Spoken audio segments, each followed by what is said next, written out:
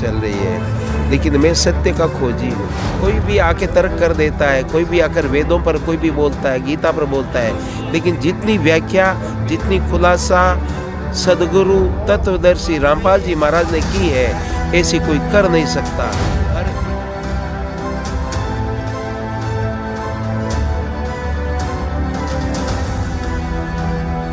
ऐसा लग रहा है महाराज श्री रामपाल जी महाराज कबीर साहब के अवतार हैं। हर संप्रदाय में कुछ न कुछ कमियां और पाखंड है। धर्म इतना और पीछे पाखंड इतना ज़्यादा पाखंड, और धर्म के नाम पर पता नहीं क्या क्या हो रहा है। इसलिए मैंने यहाँ कुछ सत्य देखा, और यहाँ पर आने वाला व्यक्ति भटक नहीं रहा है, बल्कि सत्य को पकड़ने की कोशिश कर रहा है।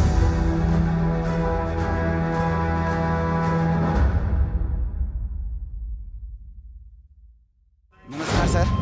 नमस्कार। क्या नाम है सर आपका? स्वामी हरिनारायण शास्त्री कहते हैं मेरे को। राम सनई संप्रदाय से दीक्षित हूँ और आचार्य तक संस्कृत वेदांत विषय से किया है, और मैं इस समय मेरी आयु 70 साल की है। नागौर आश्रम भी है और स्कूल भी अपनी चल रही है, लेकिन मैं सत्य का खोजी हूँ और सत्य को ढूंढ रहा हूँ। लेकिन आज मेरा बड़ा भारी सौभाग्य है कि यहाँ पर नागौर क्षेत्र में, हमारी नागौर की धरती पर आज जो ये सत्संग तत्वदर्शी सदगुरु रामपाल जी महाराज का सत्संग आज यहाँ पर हो रहा है। मैं ये सोच रहा था कि महाराज श्री के द्वारा नाम दीक्षा ग्रहण करूं, लेकिन आज मेरे को सौभाग्य मिला, महाराज जी के द्वारा दिया गया नाम दीक्षा मुझे प्राप्त हुई, और मैं परम संतुष्ट इसलिए हुआ कि कई भक्तों के दुख कटते हैं, ये तो सुनते ही हैं, क्योंकि मैं यूट्यूब पर और महाराज श्री की किताबें और मैं पढ़ता आया हूँ।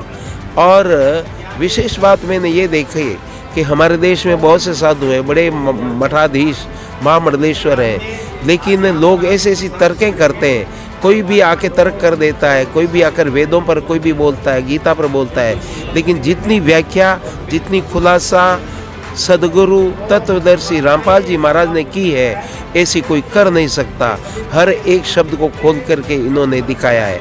सदगुरु कबीर साहब के विषय में इतना गजब बोले हैं महाराज जी, और इतना बढ़िया, ऐसा लग रहा है महाराज श्री रामपाल जी महाराज कबीर साहब के अवतार हैं, ऐसी मेरी मान्यता है। सर आप तो है ना खुद गुरु, मतलब आपने गुरु धारण कर रखा है और भगवाधारी कपड़े में हो।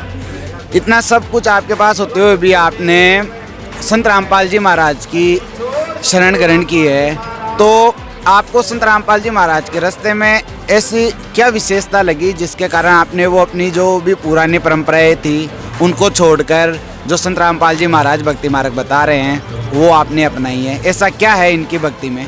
मैंने एक तो ये देखा है कि हर चीज़ में पाखंड पाया गया। हर संप्रदाय में कुछ न कुछ कमियां और पाखंड है। धर्म इतना और पीछे पाखंड इतना ज़्यादा पाखंड, और धर्म के नाम पर पता नहीं क्या क्या हो रहा है। इसलिए मैंने यहाँ कुछ सत्य देखा, और यहाँ पर आने वाला व्यक्ति भटक नहीं रहा है, बल्कि सत्य को पकड़ने की कोशिश कर रहा है। और रामपाल जी महाराज ने जो शब्द दिए हैं, जो नाम दिए, उनका क्लेश कट रहा है, और दूसरों ने जो नाम दिया है उनकी खुद की साधना नहीं है। असलियत में ये है, जिन गुरुओं से हमने दीक्षा ली है उनकी खुद की पूरी साधना नहीं है। आप जो अभी तक भक्ति कर रहे थे, आप बोल रहे हो कि मैं खुद एक संस्कृत में शास्त्री रहा हूँ, तो इसका मतलब अभी तक आपने जो भी भक्ति की है वो हमारे शास्त्रों के अकॉर्डिंग, शास्त्रों के अनुसार नहीं है।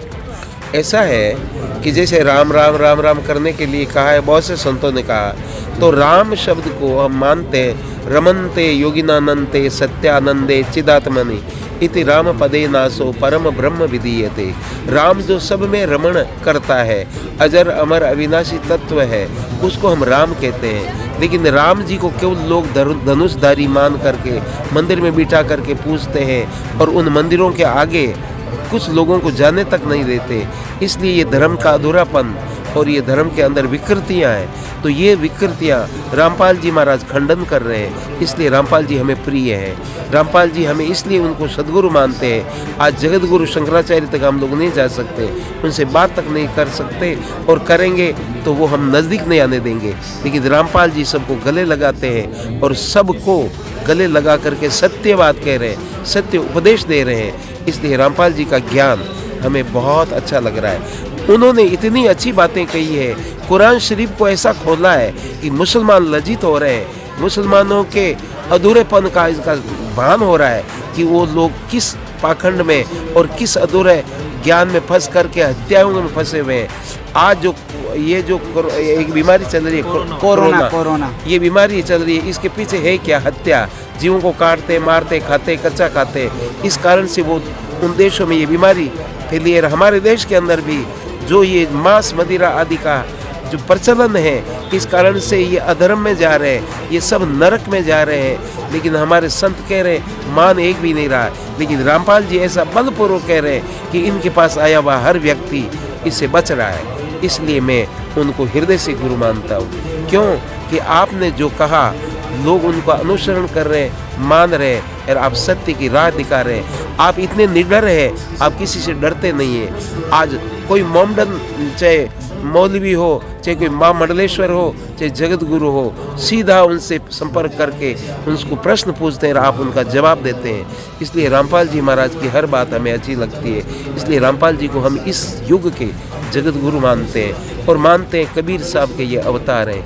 कबीर साहब को हमने देखा नहीं, कबीर साहब को केवल जुलाओं के पुत्र माना, लेकिन कबीर साहब वास्तव में पूर्ण ब्रह्म परमात्मा। क्यों कि ये हमने ये पता चला है रामपाल जी महाराज, तत्वदर्शी रामपाल जी महाराज के द्वारा। तो इनकी बहुत सी बातें मैं उनको हृदय से प्रणाम करता हूँ, हृदय में मैं धारण करता हूँ। ये श्वेत वस्त्रधारी व्यक्ति हमें मोक्ष और हमें तत्व ज्ञान प्राप्त करा सकते हैं। और दूसरे दीक्षा दे दिया, हाथ रख दिया, उनकी खुद की साधना अधूरी है, वो हमें क्या पूरा ज्ञान देंगे? हमने देखा है, उन्होंने कुछ बातें बता दी तो वो हम उस मार्ग पर खुद ही नहीं चल रहे तो शिष्य कैसे चलेगा?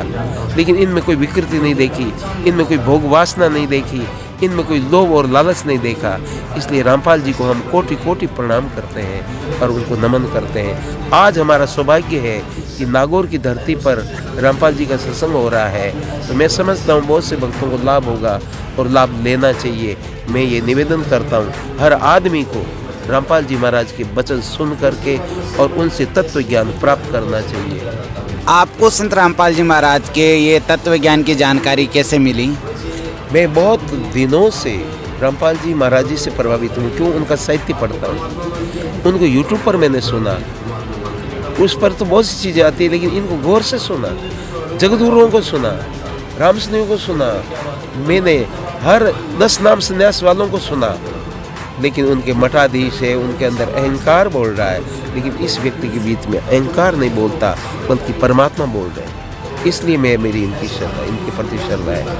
क्यों कि आप बोल रहे हैं बनावटी नहीं बल्कि सत्य बोल रहे हैं, इसलिए इनके प्रति अधिक मेरी श्रद्धा है। इसलिए दूसरे जिन महापुरुषों ने मेरे को दीक्षा दी उनको मैं प्रणाम करता हूँ, निंदा नहीं करता, प्रणाम करता हूँ। जिन्होंने मुझे शास्त्रीय ज्ञान मिला उनको मैं प्रणाम करता हूँ, लेकिन सबसे बड़ा प्रणाम मैं इस महापुरुष को करूँगा जो रामपाल जी इस युग के तत्वदर्शी महापुरुष हैं। ये कबीर साहब समझ करके इनको मैं प्रणाम करता हूँ। हम आपसे एक लास्ट क्वेश्चन करेंगे सर कि आप खुद शास्त्री होकर और भगवा रूपी आपने धारण कर रखा है, फिर भी आपने सद्भक्ति को पहचान कर संत रामपाल जी महाराज को के ज्ञान को समझकर आपने सद्भक्ति ग्रहण की है, तो आप अपने ही ये जो बाकी के भाई बंदे जो गुरु पद पे बैठे हैं, ये मठाधीश वगैरह महंत पंत इन्होंने चला रखे, उनको आप क्या संदेश देना चाहोगे? मैं उनको ये निवेदन करूँगा कि वो भजन करें, अपने गुरु के दिए हुए मंत्र का जप करें, लेकिन पाखंड से दूर रहें और जो भोग विलासता में फंसे हुए कृपया इससे ऊपर उठें। ये तो 84 लाख योनियों में भटकते हमें हर योनि में मिला है, लेकिन ये जीवन मौज मस्ती के लिए नहीं, जीवन तुच्छ है, थोड़ा है। इसलिए भजन करें और इस जीवन में कीड़ी को भी सताए नहीं और प्राणी मात्र की सेवा करें, वृद्ध बीमार गरीब उनकी सेवा करें और तत्व को ग्रहण करें और उस तत्व को पाने के लिए तत्वदर्शी महापुरुषों की शरण किसी न किसी रूप में ग्रहण करके उनको मान्यता दे करके वो तत्व प्राप्त कर लें।